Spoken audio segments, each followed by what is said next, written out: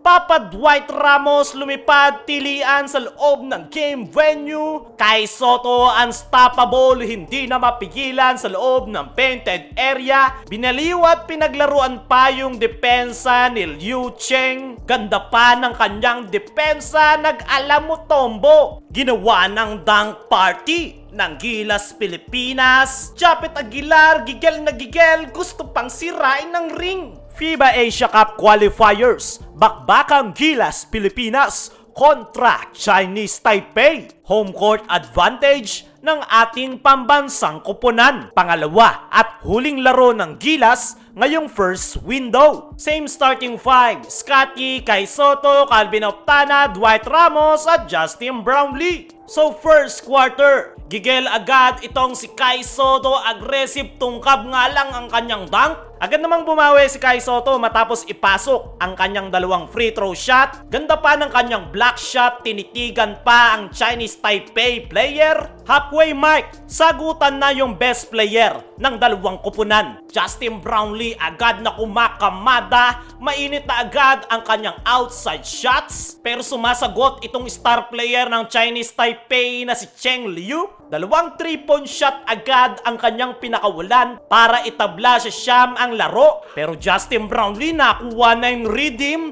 Tuloy-tuloy yung pagkakamada sa loob ng painted area. Mabilis ngang nakapagtala ng 9 points si Brownlee. Dahil dyan nakuha na ng Gilas ang kanilang redeem. Papa Dwight Ramos unleashing his game fast break one-handed jam. 4 straight points para kay Papa Pogi Dwight. Ang ganda pa ng depensa ng Gilas. Dying seconds, nagpabaon pa ng layup si Chris Newsome. Kaya naman natapos yung first quarter 26-13. 13-point lead para sa ating national team. Pagpasok ng second quarter, 5-2 nating run ang pambungad ng Chinese Taipei. Kaya naman napatawag ng early timeout si Coach Tim Cone. Ganda agad ng adjustment, depensa, hindi makatira ang Chinese Taipei. Kaya naman unti-unting lumalayo ang Gilas Pilipinas. Kai Sotto take over mode para sa Gilas Pilipinas. Dinodomina na ang loob ng painted area, hindi na mapigilan. Binaliw pa yung depensa ni Liu Cheng. Nahilo yung bantay, ganda ng assist pass kay Scotty Thompson. Hirap na hirap yung Chinese Taipei sa ipinapakitang depensa